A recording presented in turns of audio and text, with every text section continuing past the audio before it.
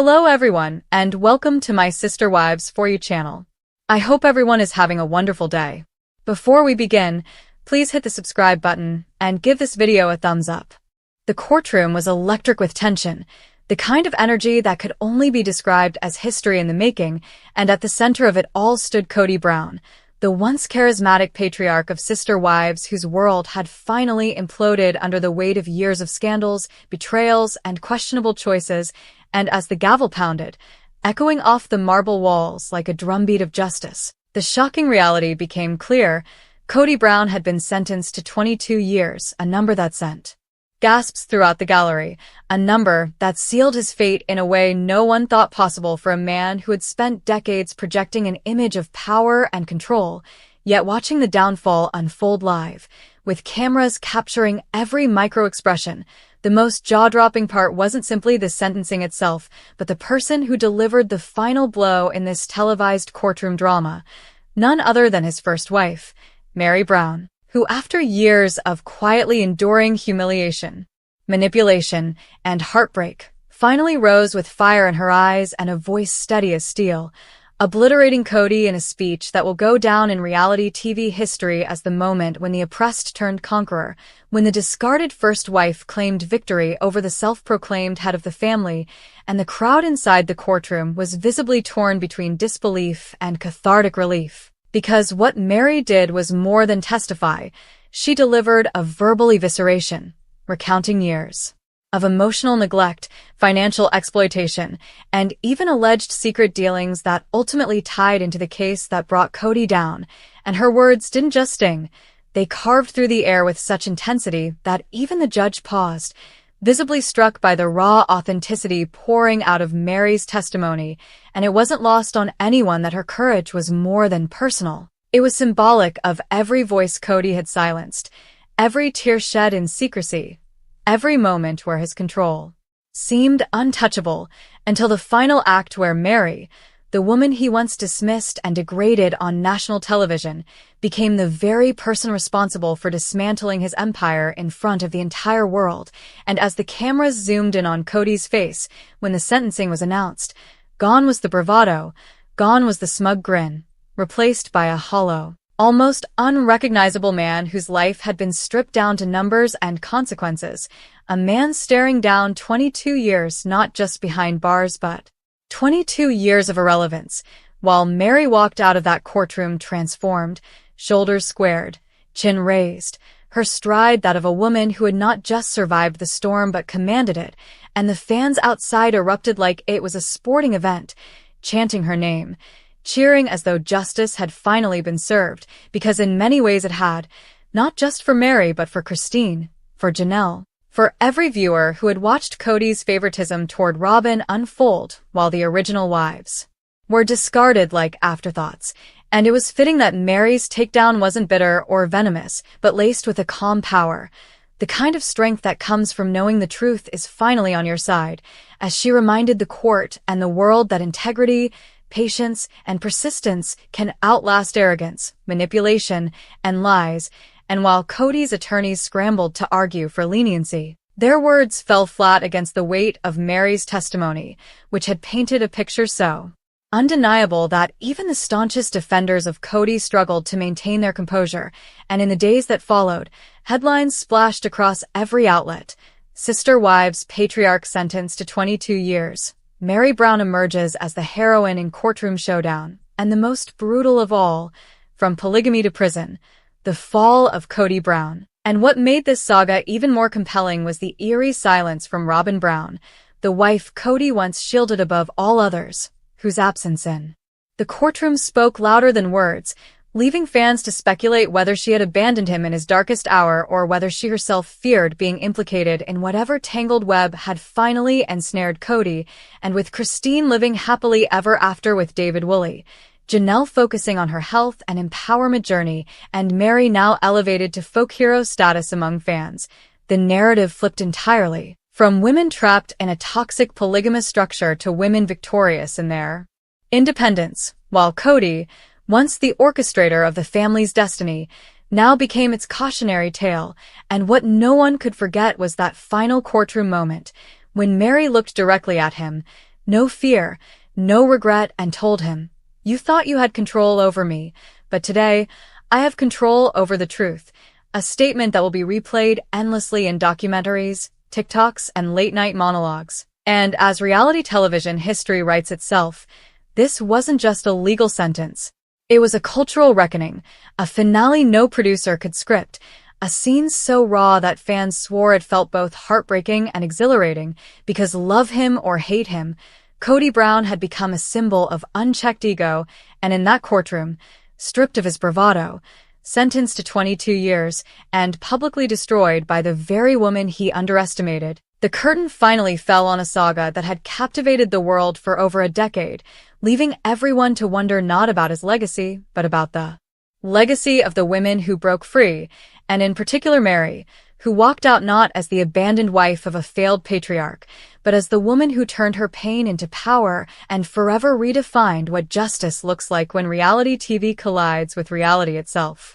The aftermath of Kody Brown's sentencing was unlike anything reality television or even mainstream media had ever seen before, because what began as a legal battle turned into a cultural event, a live-streamed reckoning that captivated millions who had followed the sister wives' journey for more than a decade. And the shocking part wasn't simply that a man once portrayed as a charismatic leader of a polygamous family had been brought down, but that his downfall became symbolic of the reckoning against narcissism, favoritism, and manipulation played out on national television for years, and at the center of this shift stood Meri Brown, the wife once mocked by fans for staying too long, for accepting crumbs, and for not fighting back, now transformed into the hero who tore down the empire brick by brick, with her courtroom testimony echoing like thunder across social media, igniting hashtags such as #MeriWon, #JusticeForTheWives, and #CodyGets22, flooding timelines with memes,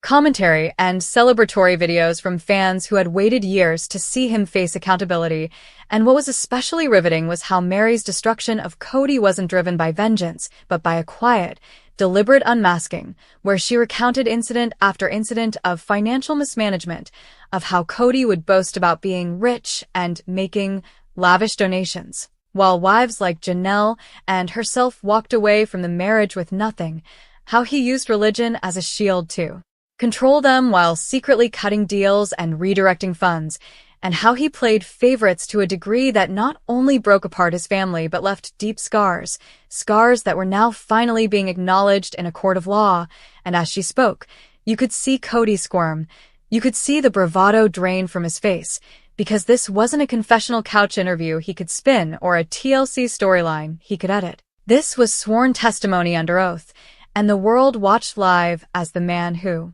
once sneered at Meri's catfishing scandal and belittled her struggles was now being buried under her words. And perhaps the most shocking moment of all was when Meri revealed documents and receipts that tied directly into the charges, laying out patterns of behavior that prosecutors used to connect the dots, showing that Kody's own arrogance had blinded him to the fact that the women he discarded were watching, remembering, and saving every scrap of evidence. And the way the judge leaned forward during her speech told the world that this wasn't reality TV dramatics but a factual, devastating takedown. And as the sentence was handed down, 22 years, the symbolism of the number hit fans like a lightning bolt, because for many it wasn't just years in prison, it was a representation of 2 decades of the wives' suffering,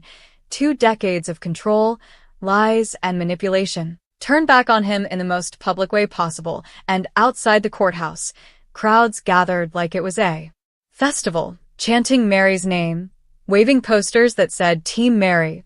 Karma is real, and even Free Janelle, Free Christine, Free Meri, Jail Kody, as though the trial had become a movement, a moment of cultural catharsis. And what stunned reporters was the silence from Robyn Brown, who was noticeably absent from the proceedings, with insiders whispering that she was devastated but conflicted, knowing that her loyalty to Kody had destroyed her public image, and fans online speculated that her absence was less about grief and more about self-preservation, because the whispers about Robyn possibly being connected to some of Kody's shady dealings grew louder with every hour she remained silent. And in the days following the verdict, Christine posted a glowing Instagram picture with David Woolley, smiling ear to ear, with a caption that seemed like a subtle nod.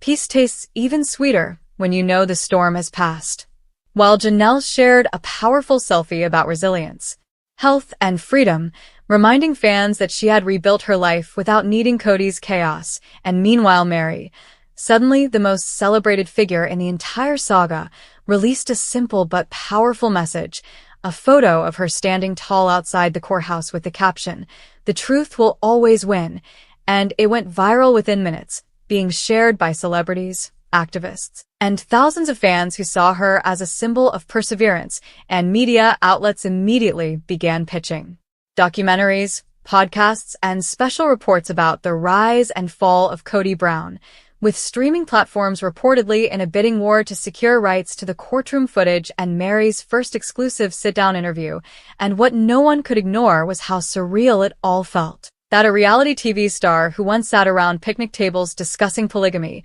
was now a convicted man facing more than 2 decades in prison, and the wives who once looked broken were now rising higher than ever. And the irony wasn't lost on fans that Kody, who prided himself on control and being the leader, had ended up with none, not even over his own narrative, as Meri and the others had reclaimed the spotlight and used it to redefine themselves. And while some critics argued that the sentencing was too harsh, the overwhelming public sentiment was that 22 years wasn't just justice. It was poetic justice, a symbolic closing of a chapter that had consumed fans' hearts and minds for more than a decade. And as the dust settled, one couldn't help but imagine what the next season of Sister Wives would even look like. Would TLC pivot to focus solely on the women, the survivors of the Brown Empire, or would they dare attempt to weave Kody's prison storyline into the show, creating the ultimate docudrama crossover of courtroom television and reality TV?